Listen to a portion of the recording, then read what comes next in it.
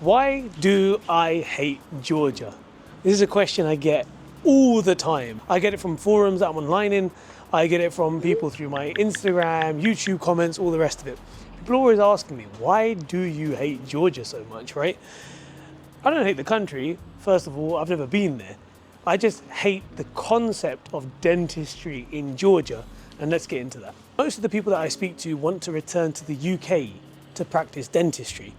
And I've made loads of videos about this before, but obviously you need to pass the board exam in the UK called the ORE if you want to practice dentistry and get a license there.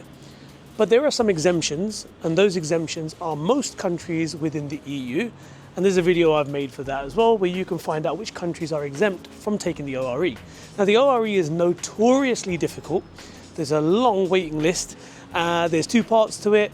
Both of them are quite difficult. One is a theoretical one is a practical one. And the pass rate for it is quite low. Most of the people that sit the exam have been dentists in their home countries for years, and even they struggle with the practical element of it all. So one of the key things that you really need to have in your repertoire, let's say, when you want to sit the ORE, is a good practical acumen when it comes to your clinical handwork, right, with patients. Wherever you're studying, you want to ensure that you get good patient interaction. Now, Georgia is a place that I know for a fact doesn't really give you any patient interaction. Now, I know people that are there at the moment, that have been there in the past, they all say the same thing, that in the best case scenario, they might be able to see some clinical work taking place at their university. And some people have even gone to the extent of spending close to £1,000, whatever that is in euros or dollars, to spend their summers outside of university semesters, right, in Georgia, waiting in clinics for patients to turn up. And on some days, they get no patients at all. So they've paid the money to sit there for them to work on the patients, which makes no sense, right? But at the same time, they don't know whether someone's going to walk into the clinic or not. I've even been told by some of these people that have given me this information that they have to stay there from 9 to 5 every day. And even if nobody turns up, they have to remain there from 9 to 5. So you're kind of paying to go to an inferior university that isn't exempt from sitting the ORE, and then you're paying extra just to take classes that should be given to you by a university. So all in all, it kind of just doesn't make sense.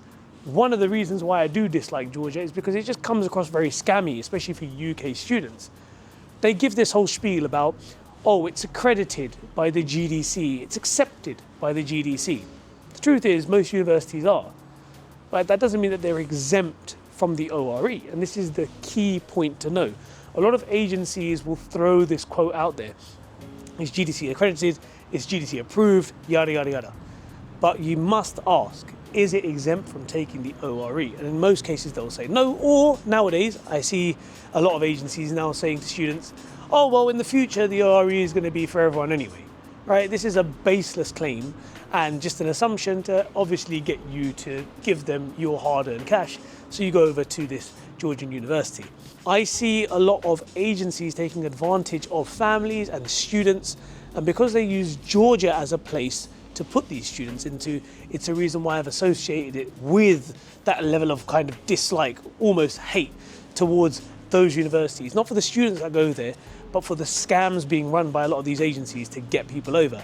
Now, I ask you all the question, how many clinicians are there from Georgia? And currently in the UK, registered with the GDC, there are a fat 0. There are no UK dentists that have come from Georgia or that have qualified in Georgia that are currently working in the UK. You can find this out yourself through the GDC register, and also you can use this link that I'll put somewhere here, right, that shows a conversation between somebody this year in 2024 and the GDC, where they've asked them to provide evidence of anybody who's registered with the GDC that's from Georgia or is qualified from Georgia.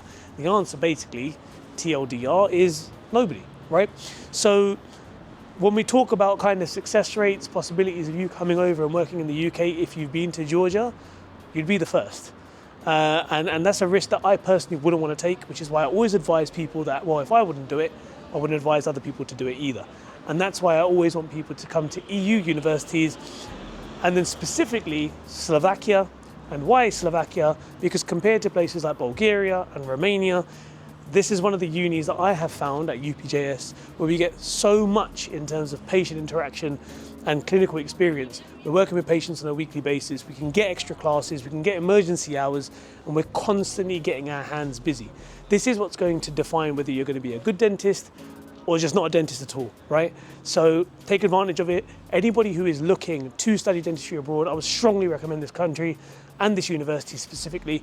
And of course, reach out to me. I try to post these things to keep it as transparent for you as possible. I don't see people in other countries doing this, and that's not me saying, oh look, I'm great. It's more so kind of giving you that hint that if other people aren't really showing off about their uni and showing their practical experiences and what they've done, there's probably a reason why, because maybe they don't get that kind of experience. So take advantage of this place, set yourself into a university that's going to help your future. And yes, it's not the cheapest in the world, it's about 13,000 euros a year at the moment, but honestly, it pays itself off. And as a dentist, in other videos that I've mentioned, you earn quite a bit.